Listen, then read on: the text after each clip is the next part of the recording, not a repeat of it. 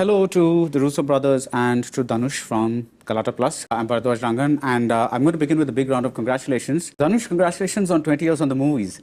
Did you guys know that? It's 20 years since he came to the movies. We just found this out. And to you guys, congratulations, because all the billions and billions and billions of dollars that the Avengers movies made, and to prove that you still can put butts on seats in theaters. But my question to you is, recently in an interview in The Hollywood Reporter, you just said that the theatrical experience is a bit elitist. I found it a little bit contradictory that you guys got all these people to go to the theaters, but then you're also calling it a little elitist. So that was... We were talking about a response to people who are denigrating the digital distribution platforms, just saying, listen, the digital distribution makes storytelling accessible to a much wider range of people than movies do.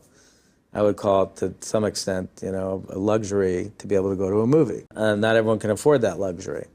And there's more accessibility through digital distribution. It's driven diversity because it has regional ambitions. So it's driven diversity in a way that movies haven't in 100 years. It's more affordable. You get more stories, right? Say you went to 5 movies in a month. That's 5 months of a digital distribution subscription. Yeah. So ultimately, at the end of the day, I think they can coexist. But our point was, it's not fair to dismiss the value of digital distribution just because you're scared that it may affect something that you hold precious, like the theatrical experience. Yeah, it's almost like you're desecrating a temple or something. That's right. It's like, we love movies as much as the next person, but we're not precious at all about them.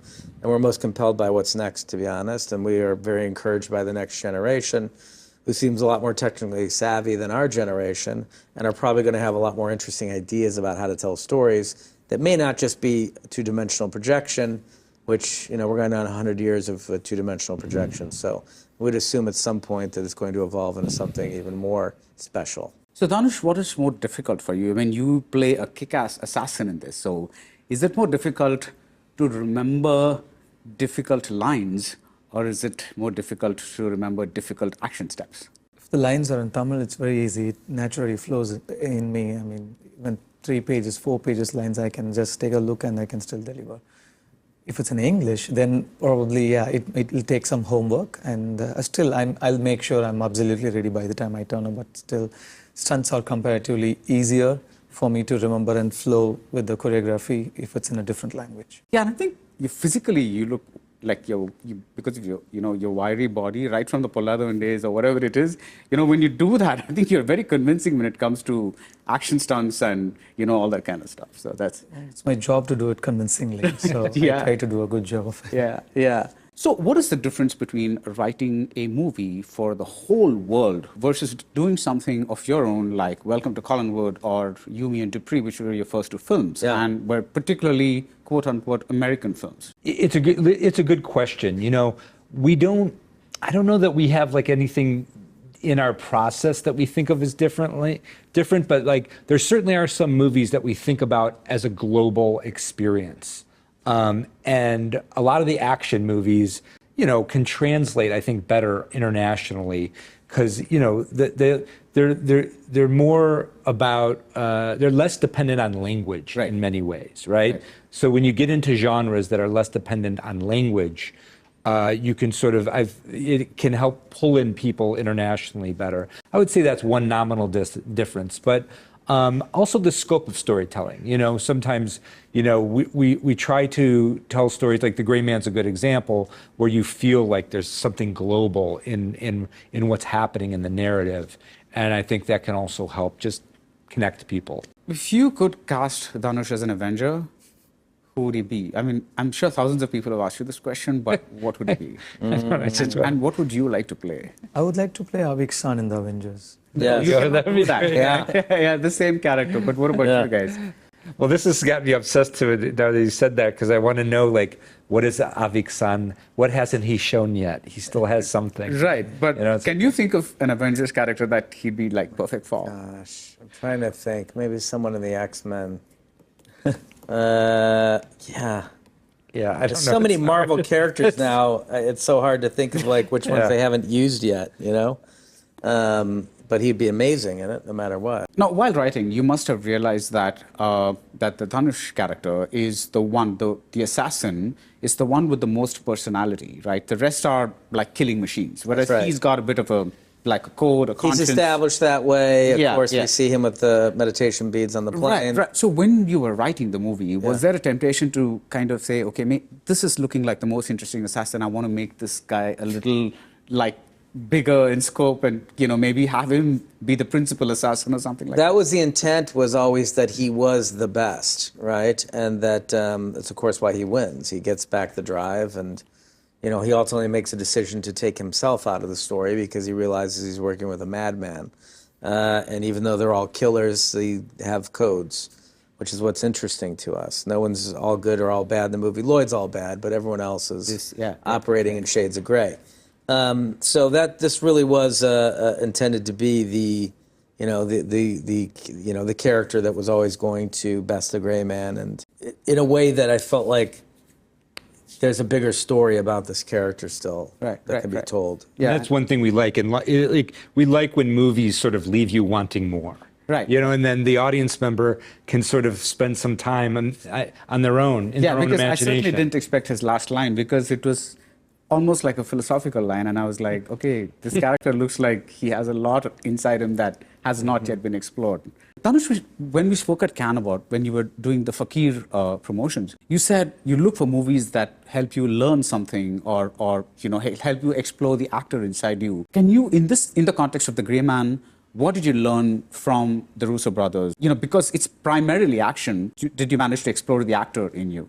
I did. Like you said, it's predominantly action. So I learned a lot about how to approach action sequences, how to be better, how to look better, how to carry myself better, everything. And big thanks to the stunt team.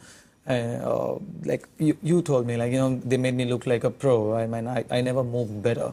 So there's so much I could learn. And as an actor, like when the Russos, they made me sit and they talked me through the character. They made me understand, and they made me, they said things, they gave me a brief backstory for Aviksan. I understand that there's a specific approach to the character is there, and I understood there's so much that you could learn by just sitting with them and talking to them. Just let them talk and listen. I mean, I'm a good listener. I never speak much, so I learned so much from them, and most importantly, how patient they are. You want this quality, and then you need to be patient, and I really understood that from them. A few years back, Martin Scorsese had this whole thing. There was this whole controversy about, the Marvel movies are not really movies, and this is just like one kind of entertainment, and cinema is this whole other thing, and it exploded into this whole controversy. What do you guys think now? I mean, and that was pre-pandemic, right? So it was now after the pandemic, when there's much more of OTT consumption, and many more people are talking of movies as a kind of product. What do you think of that whole controversy, Dan? I mean, it surprised us because it's hard to define what cinema is. It's a constantly evolving, growing experience and sort of an expression that over time will be different and should change. You want it to change. You want it to remain fixed in some sort of quaint version of what we've all come to know it as. It's just not how we think about what we do as storytellers, what we do as filmmakers. We like the fact that it's a growing, evolving entity, and that it's going to surprise us. And we think in the future it's going to look much, filmmaking today looks different than 20 years ago. 20 years from now it will look radically different as well. And that's part of the fun of it. You're going to be careful about any attitude that seems exclusionary. We see storytelling as a binding element, as a way to bring people together at a time of extreme and manufactured divisiveness. So, I think we have to prioritize inclusion. And I think those Marvel films were as inclusive as anything I've seen. They have. They brought the whole world together into theater. So in a way, they are the most inclusive. And people of any race, color, creed, didn't matter. Your political background doesn't matter. All cheering, all crying, all laughing. Yeah. Going at 3 a.m, going with their children, kids going with their grandparents, they'll remember this for 20 years. Hard to define, hard to say that experience is not as valuable as another experience. Right. I think that's difficult. But I would also, Scorsese is one of the greatest living filmmakers, if not the greatest living filmmaker. He's certainly entitled to his opinion. But I would say, too, that I think that the media, clickbait has become a very, critical part of the media. And, you keep asking questions to older filmmakers who aren't connected to that kind of filmmaking. And you know what answer you're going to get. Ask a 22-year-old filmmaker, and you're going to get a very different response. So anyway, thank you so much, and all the best for The Gray Man. Thank you so much. Thank you. Appreciate it.